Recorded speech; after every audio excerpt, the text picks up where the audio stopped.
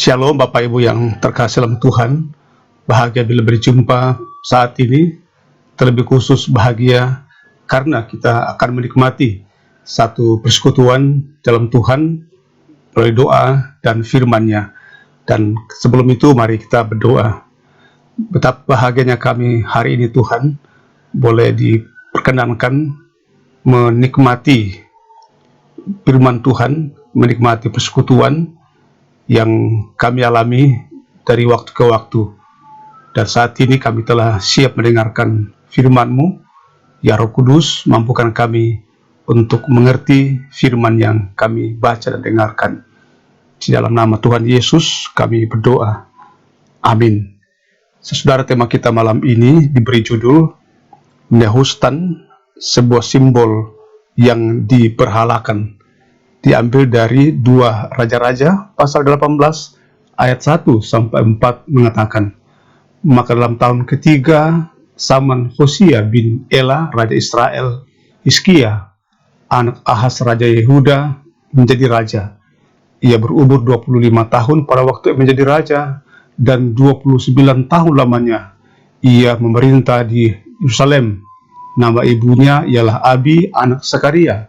Ia melakukan apa yang benar di mata Tuhan, tepat seperti yang dilakukan Daud, bapa leluhurnya. Dialah yang menjauhkan bukit-bukit pengorbanan dan yang meremukkan tugu-tugu berhala, dan yang menebang tiang-tiang berhala, dan yang menghancurkan ular tembaga yang dibuat Musa. Sebab sampai pada masa itu, orang Israel memang masih membakar korban bagi ular itu yang namanya disebut Nehustan. Saudaraku yang terkasih dalam Tuhan, Paul Tillich, seorang teolog kebangsaan Amerika keturunan Jerman, mengatakan bahwa manusia adalah makhluk simbol.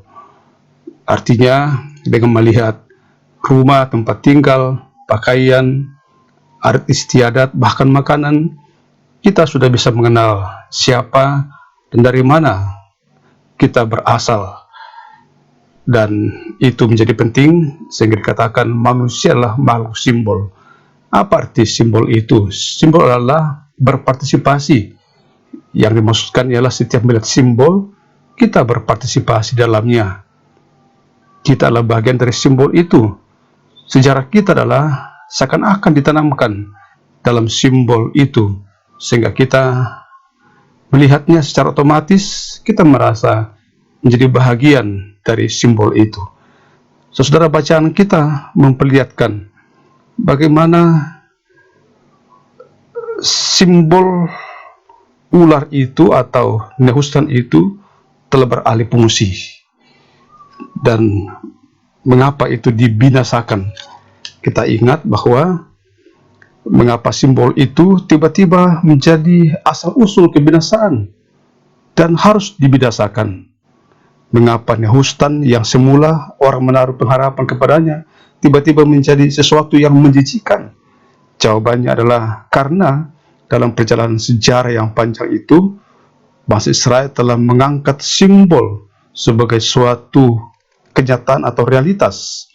Simbol telah dilepaskan dari apa yang disimbolkannya, yaitu Allah dan keselamatan, dan menjadi berhala.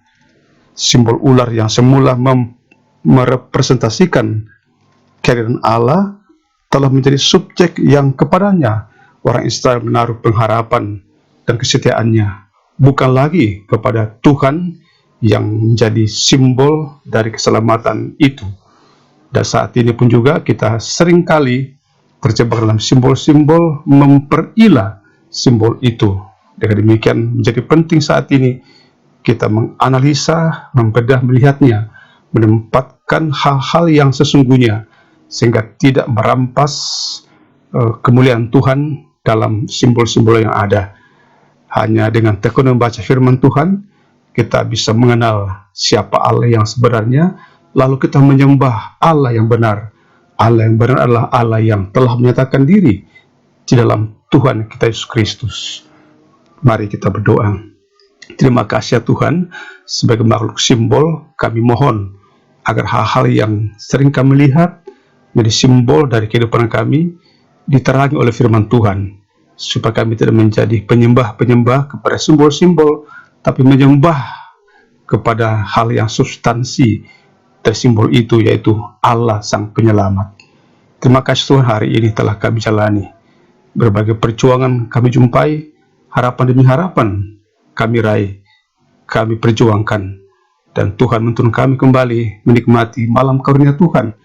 Dalam topangan-Mu kami percaya malam ini menjadi malam berkat buat kami.